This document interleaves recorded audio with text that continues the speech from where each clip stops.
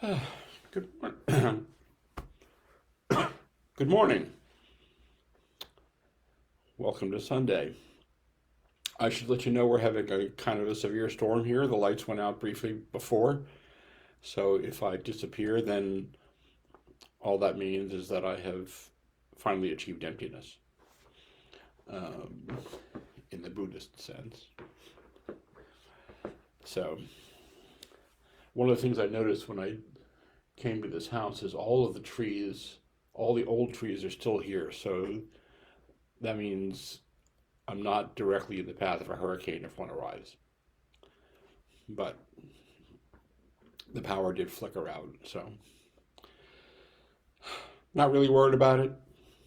It is what it is. So, um, greetings to my friends I can see on Zoom, and greetings to my friends that I cannot see on Facebook and YouTube. Welcome, and I'm very happy to have you here.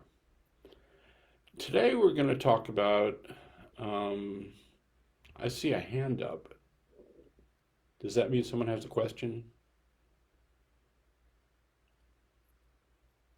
Or it's just waving? I can't tell. Anyway, um,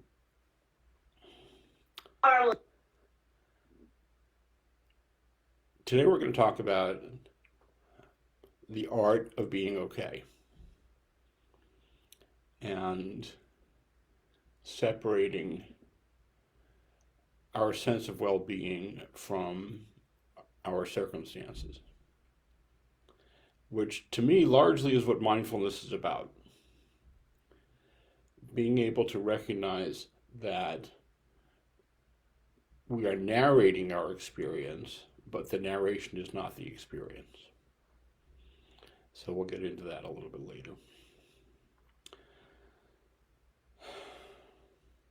But to begin, let's sit.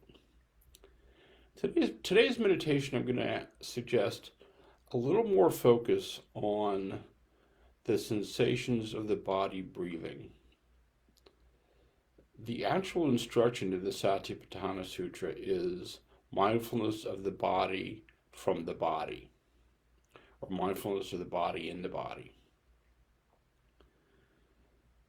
And it may be a stretch for some, and that's fine, to the degree that you can, to be mindful of breathing from the body rather than from the control tower above your eyes.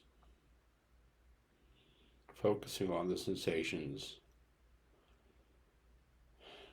associated with the body breathing in and out. And I'm going to walk you through that. So, why don't we start by finding a comfortable meditation posture. And that's one that allows your body to be relaxed and alert at the same time.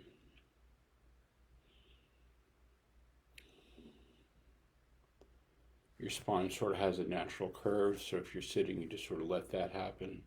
Don't get rigid. You might want to tuck in your chin a little bit.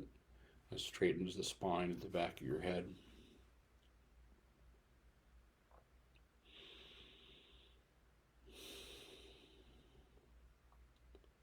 And let's just start with a few slow, deep breaths.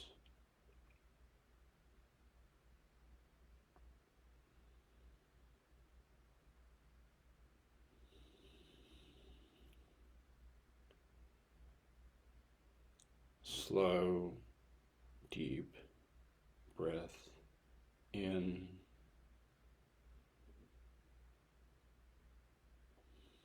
and just long, slow, relaxed exhale.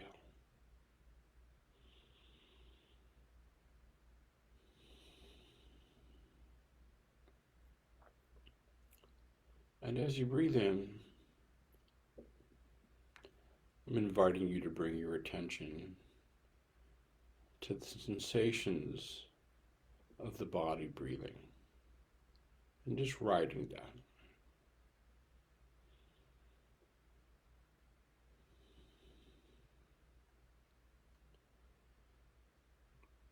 Noticing the sensations of the air moving in and out of your nose.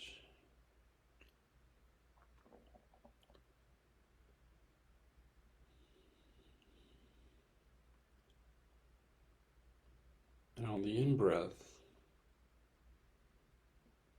noticing the sensations of your torso expanding when you breathe in.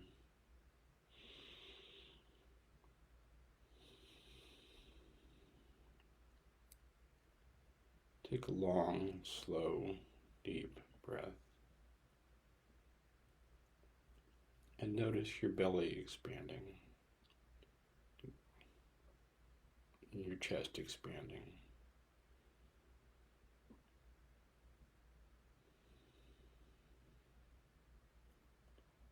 Sometimes at the top of an in-breath, your shoulders raise a little bit. If you can, be aware of the back of the rib cage expanding.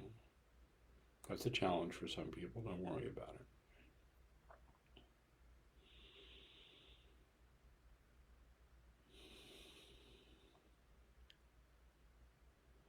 And I invite you to pause for very slightly at the top of the in-breath and notice the body's transitioning to an out-breath, noticing the sensations of the body's urge to breathe out.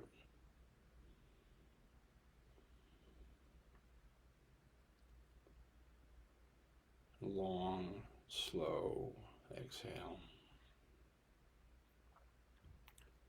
And pausing slightly at the bottom of the exhale.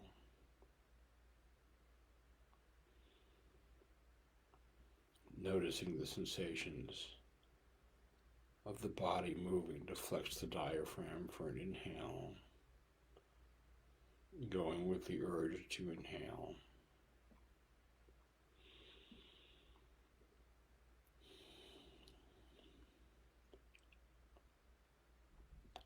Letting your body, letting your breath return to normal.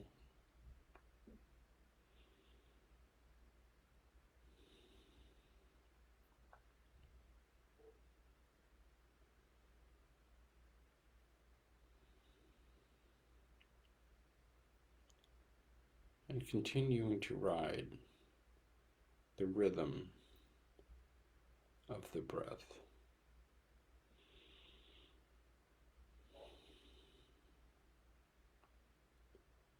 Noticing the sensations of the air at the bottom when your lungs are fully exhaled. Following the sensations of the inhale as your belly and your chest expand all the way to the top.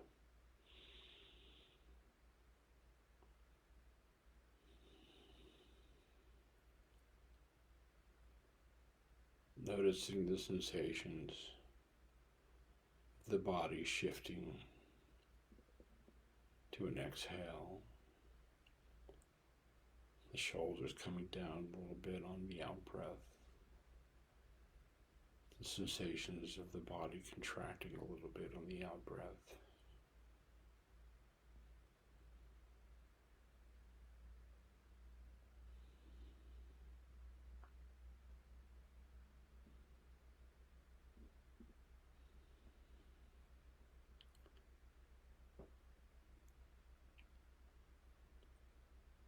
And letting your attention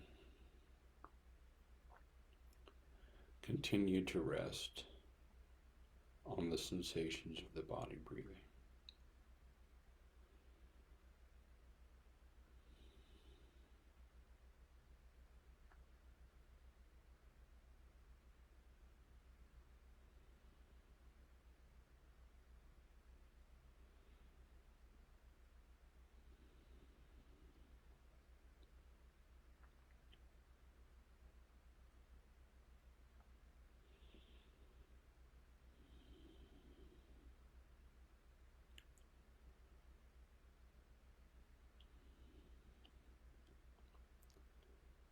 being with and noticing the rhythm of the body breathing.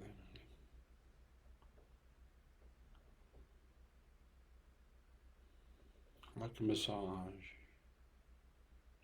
the body expands, the body contracts.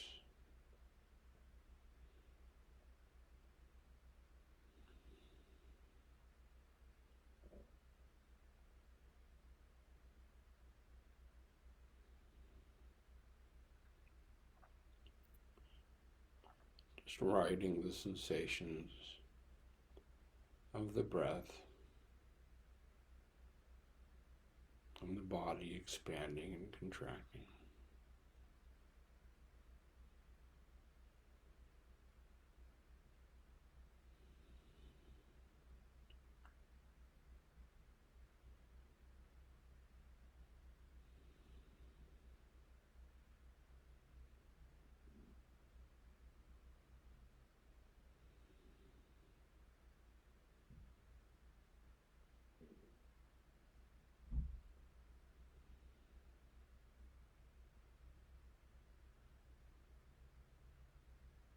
Just being with the rhythm of the body breathing.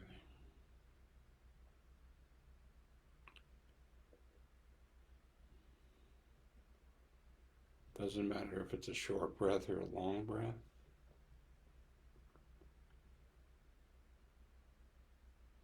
You notice.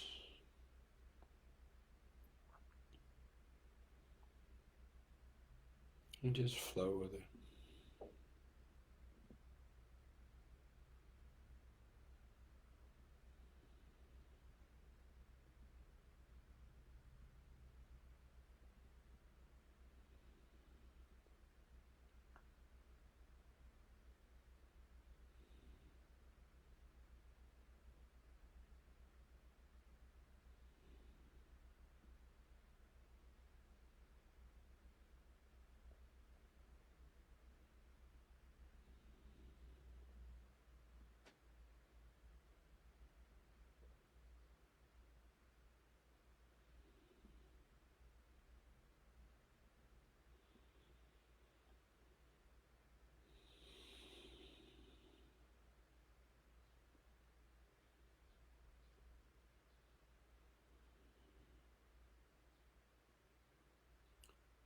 When you notice thinking, your mind wanders off in thought.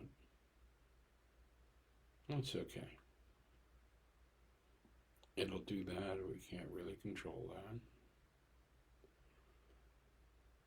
But when you notice that, just notice it. And start again with your attention focused on the sensations of the body breathing.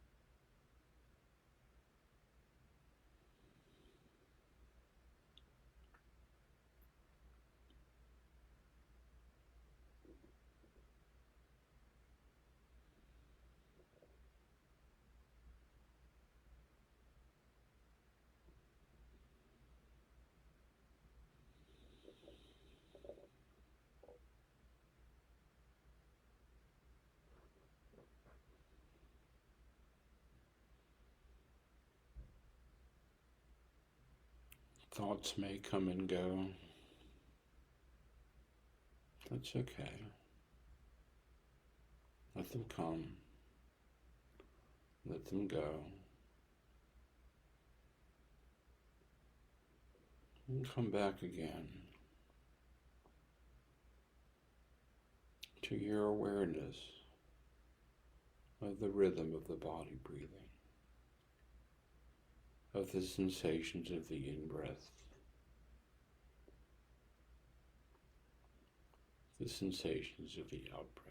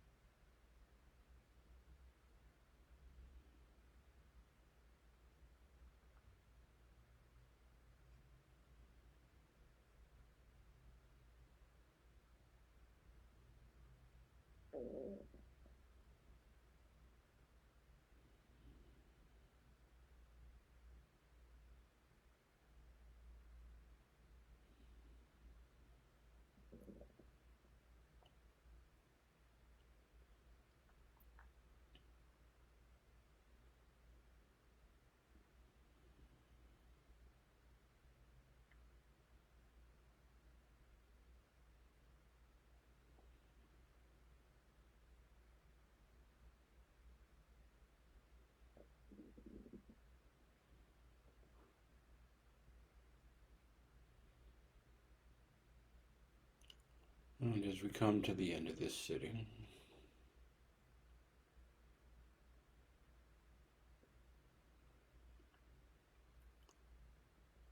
I invite you to be aware of the body's sensations of breathing in and out.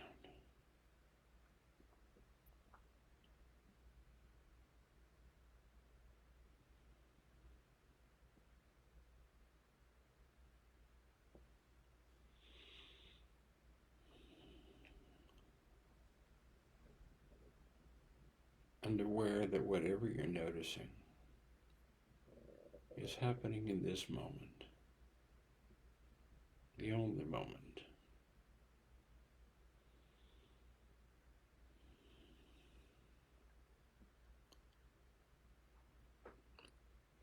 No matter what came before, or what comes later, or whatever's happening in the externals,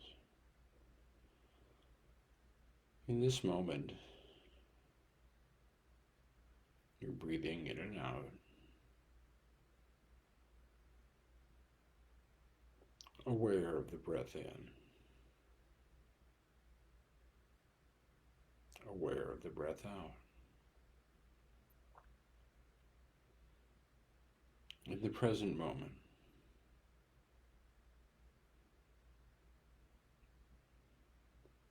where nothing is happening except you sitting, breathing in and out.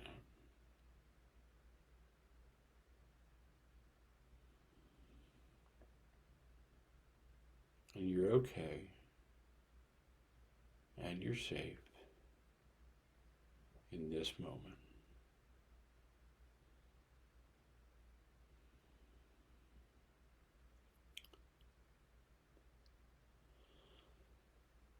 There may be thoughts and feelings that come and go. That's okay. We let them come and go.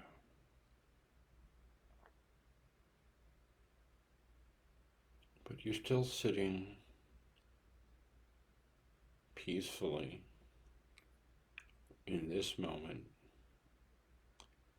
breathing in and out, and that's the only thing that's actually happening. The present moment.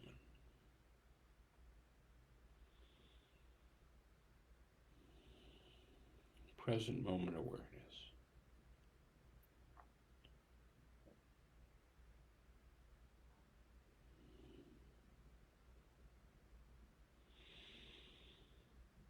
And may it be that our experience of present moment awareness and knowing that we're okay in the present moment enables us to bring that kind of energy out into the world around us. Enables us to come to people who we interact with from that space.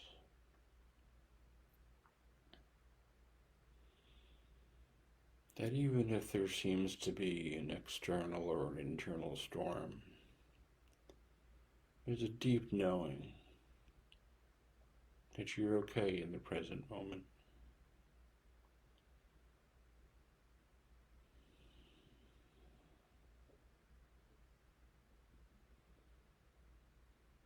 And may it be that this practice helps us to view the world through the eyes of kindness and compassion.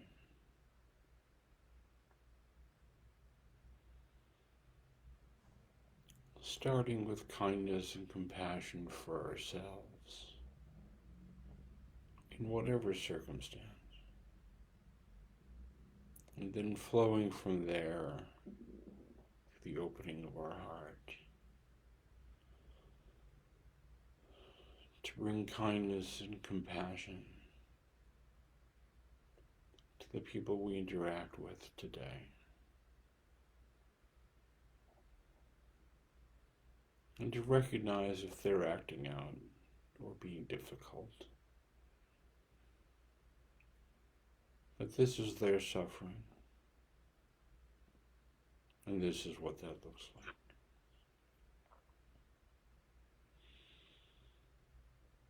May it be that the benefits of this practice allow us to bring kindness and compassion to our personal interactions, to the energy of our household, to the neighborhood and the world around us.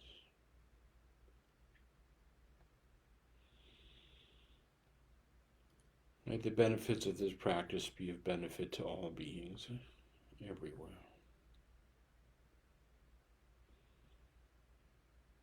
May all beings be happy. May all beings be well. May all beings be safe. And may all beings be at ease and at peace.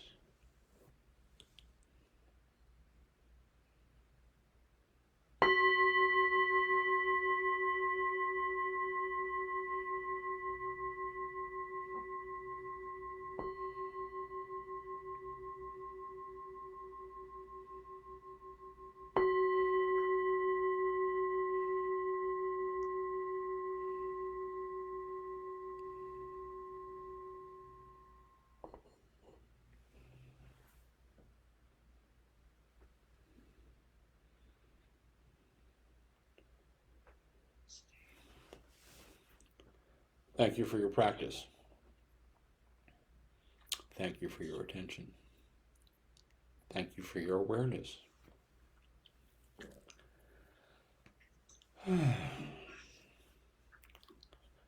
As usual, I put some information in the chat section for the folks on Zoom. It's the information on how to find this Zoom link and how to find these talks on Facebook. Although I'm looking at it now and I'm not seeing the Facebook link, so I need to change that for next time. Link to my website where these talks are archived. And of course, all of this is freely given. There's a link to donations if you feel so moved. And a link to the YouTube channel where these sessions are also archived. And my contact information if anybody wants to contact me.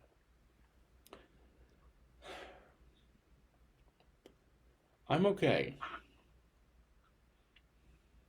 So are you. I'm having some difficult experiences these days. And I'm reminding myself that even though it feels difficult at times, I'm still okay. That part has not changed. Feelings come and go, thoughts come and go. There's a lot of noise in my head as usual. Mindfulness is not about making that stop. That's not what this is. It's about how I relate to it.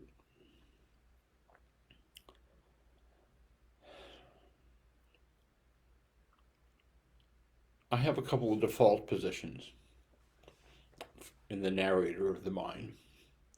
One is that I'm messing up. Okay. I know where that comes from the way I grew up. And the other is that there's a disaster coming any minute. And I also know where that comes from. And most of the other associated noise kind of revolves around those two things. And it goes on and on. And as I wrote in a poem about this one time, it's not like this train is going anywhere any more than the rain is going anywhere.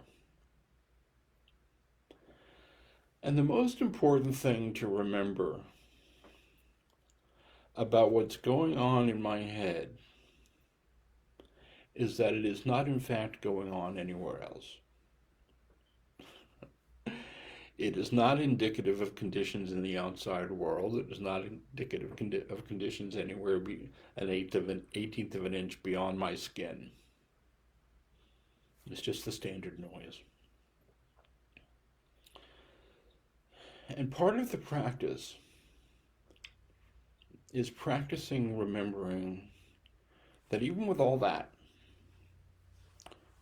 in my core, I'm okay. I am not harmed. Our experience, many of you have heard me say, our experience is in two parts.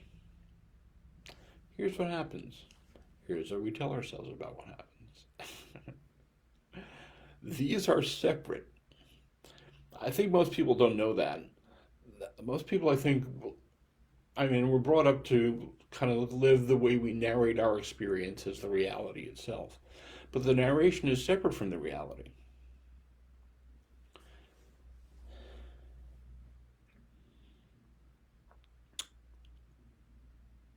I've been experiencing grief and anger since my niece died, unvaccinated. Okay. Because of the culture we live in and the way I grew up, there is a voice in my head that says, well, look, it's been a month. You should be over that by now.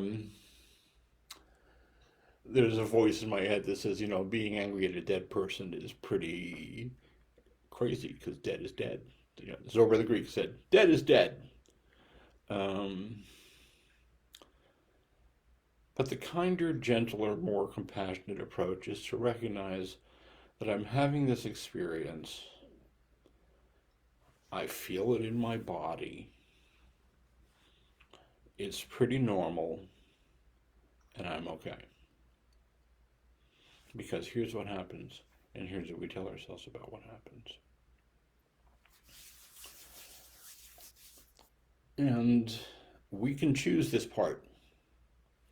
We can't always choose this part. Usually we can't. Life just kind of happens. And the Hopi Indians, interesting people, the Hopi Indians. When I was in grad school, my first week in grad school, they had us read this article on decision making, and I actually remember it. This takeaway from it.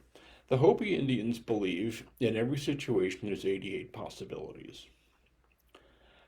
Any of my therapy clients have heard me talk about this, like ad infinitum. And I don't know how they came up with that. I don't care. I like it. What I have decided to believe about that, the narrative that I have attached to that, is that if you lay an 8 on its side, it's a symbol for infinity. So in any situation, there's infinite possibilities. The Hopi have a ritual where they will make somebody jump up and down on one leg 88, until they can name all 88 of the possibilities. And I don't have the gall to ask somebody to do that. Although if any of you want to, we will all watch. When I was doing therapy with teenagers, incarcerated teenagers, I thought of, we'll go out to the parking lot. You can put your hand on my car so you can steady yourself. Go. All 88. But I don't think they would have let me do that. So, storm outside. I was awakened at 6 o'clock in the morning, but my phone made this alarm sound that I haven't ever heard before. What? Oh, what's that? Tornado warning. Go to an interior room. There are no interior rooms in this house. Okay. So my head immediately goes to, oh my God, oh my God, oh my God. But I'm remembering that I'm still okay. Nothing's happening right at this moment. But what if something happens later? Well, there's 88 possibilities for what might happen later. No matter what your circumstance is, you have control of the way you are narrating it in your own mind, and you get to decide what that means to you. And that's what mindfulness is. Mindfulness is the skill of knowing that our present experience just is what it is, and the way we narrate that determines the degree to which we suffer with it or we don't.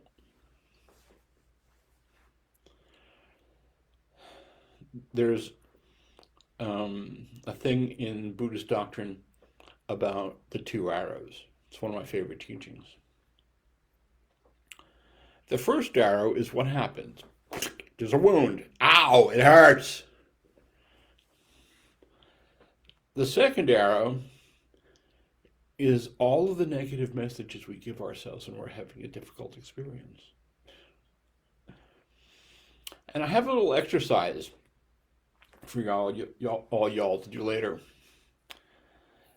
You take out a piece of paper and you draw a line down the middle, and you think about a difficult experience you're having, a difficult emotional experience or personal experience, and think about a friend who's having the same experience, and write down on the left side all the things you would say to that person.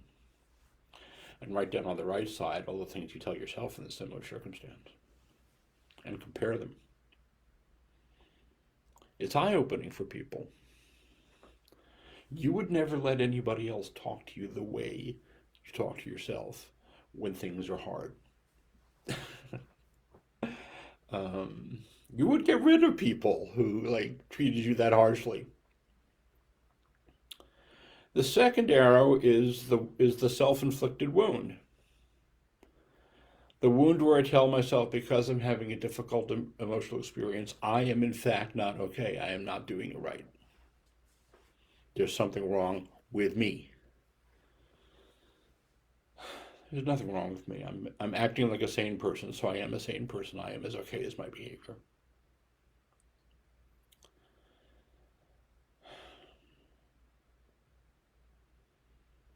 And what all of this calls for is some kindness and some gentleness directed towards ourselves, towards self-compassion, which I think may be the essence of the teaching. To offer ourselves the same kindness and compassion that we would offer to anybody else. I'm okay. I'm just grieving. I bought a box of cereal, and down here in this part of Florida, there are palmetto bugs. They're about this big. And there was one in my box of cereal. This was not okay with me.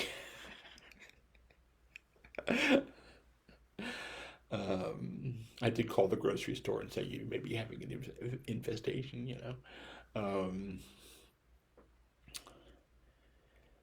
But I also heard the narrative about, oh my God, you shouldn't have come down here, and oh my God, this and that, but nothing actually happened. There was a bug in a cereal box. And we can apply this principle wherever we go. And the essence of the teaching is to hold still, stay here, try to remember that there's nothing to fear in this moment, and this is the only real moment there is. I grew up around addicts and alcoholics. And some of them are sober now and some of them are not. And my sense of well-being at one time was really wrapped up in that. But it's not really anymore. I mean, I go through moments, of course I do.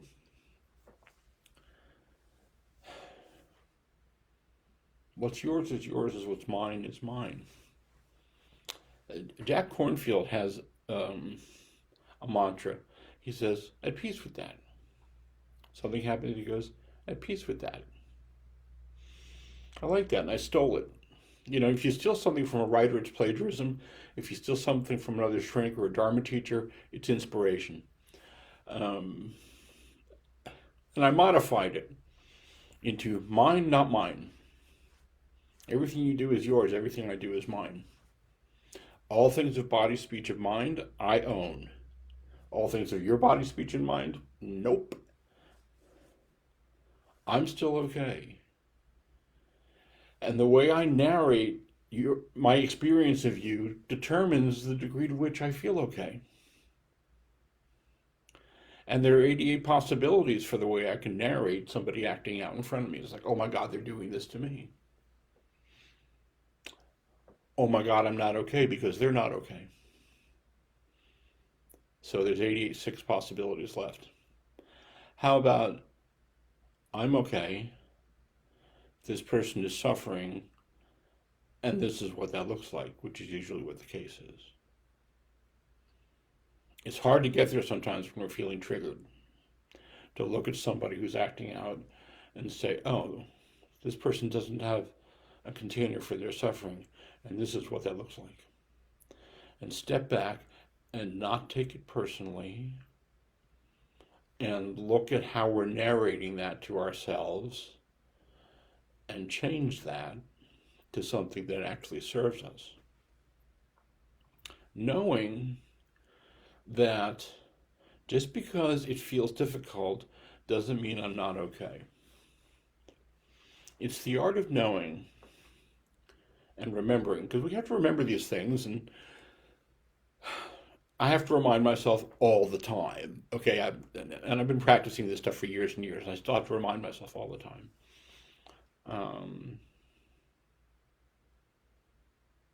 This is difficult, I'm still okay. This is difficult, I'm still okay. And I can walk around with that like a mantra if I need to. But to remember that my sense of well-being and the way I feel are not necessarily connected. I can feel angry, I can feel hurt, I can feel sad, and still retain my sense of well-being. It's just a practice, like Pablo Casals practicing the cello 8 hours every day, and say, well, I might be getting it. So here I am, 30 years downstream into the 12-step experience. Probably about 28, 29 years downstream, meditating. 2 years of teacher training, a year of doing Dharma talks. I'm still practicing, I might be getting it. I sit and meditate every day. Every now and then it gets really quiet. As often as not, it's romper room on steroids. I worked in radio in the 70s. I actually hear Leo Sayer in my head sometimes. It's a curse. I hear the captain in Tennille. It's even worse. I also hear John Coltrane, so that's fine. It's just noise. And I'm practicing giving up on whether or not I'm doing it right, because the doing it is the doing it. I'm practicing not worrying about whether or not I'm honoring my niece and the way I'm grieving, because the doing it is the doing it. Remembering moment to moment okayness, moment to moment awareness that in the present you're okay. It just feels difficult sometimes. I used to have a panel from Peanuts on my office wall. And but anybody in California, go to Santa Rosa, the Peanuts Museum is there. It's a really cool place. But there's Lucy, you know that picture of Lucy from the profile with her mouth open? And she's saying, life is full of ups and downs, but I don't want the downs, I just want ups and ups and ups and ups. Well, so do I. But we don't get that. If you figure that one out, let me know. I'd pay money for that. Not much, though.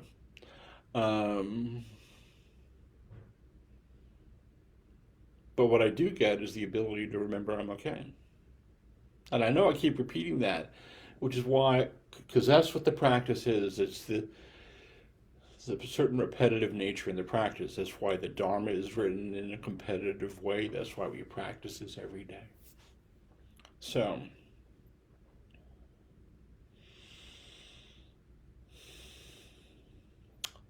I encourage you to remember that your breathing in and out is good enough. That you're not harming yourself or anybody else, and that's good enough. That life feels difficult sometimes and you can still make good choices, and that's good enough. That other people are struggling and sometimes they can contain it and sometimes they can't, and that is not about you. And that's good enough. So, I invite you to remember your well-being, to be kind and compassionate and gentle with yourselves. Thank you for your kind attention.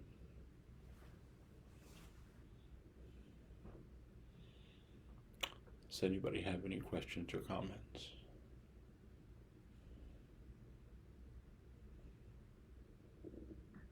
Thank you, Ken.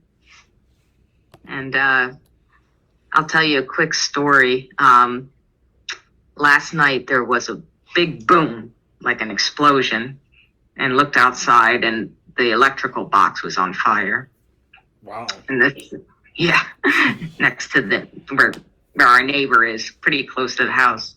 The same thing had happened about a year ago. And a year ago, when I saw this fire blazing and sparks flying everywhere and all these trees were nearby, we called 911. The fire department came out.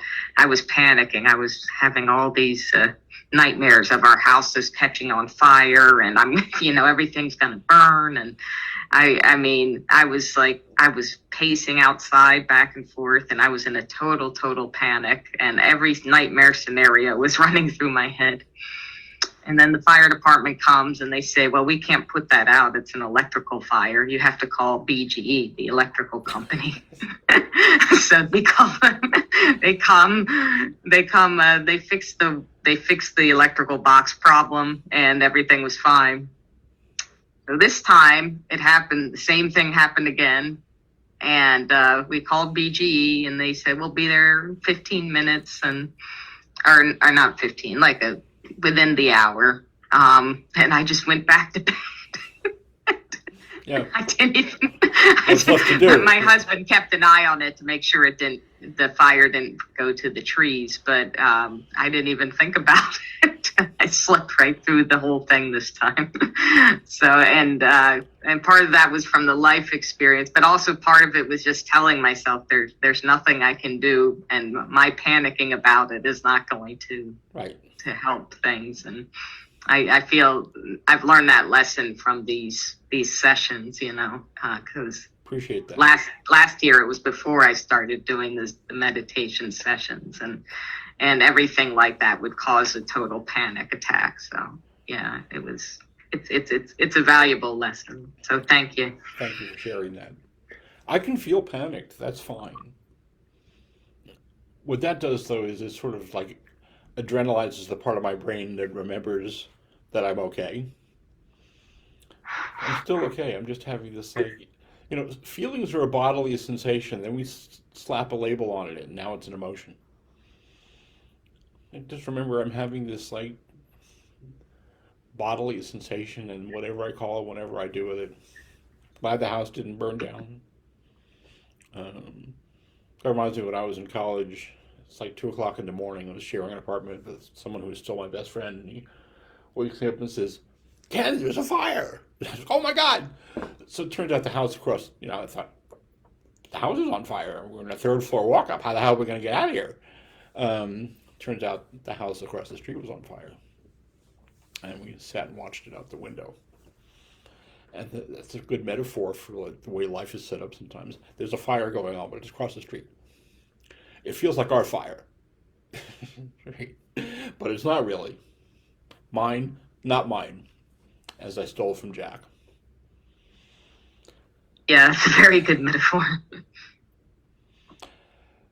We are coming up on 10 o'clock. And I'm grateful to you all for being here and listening.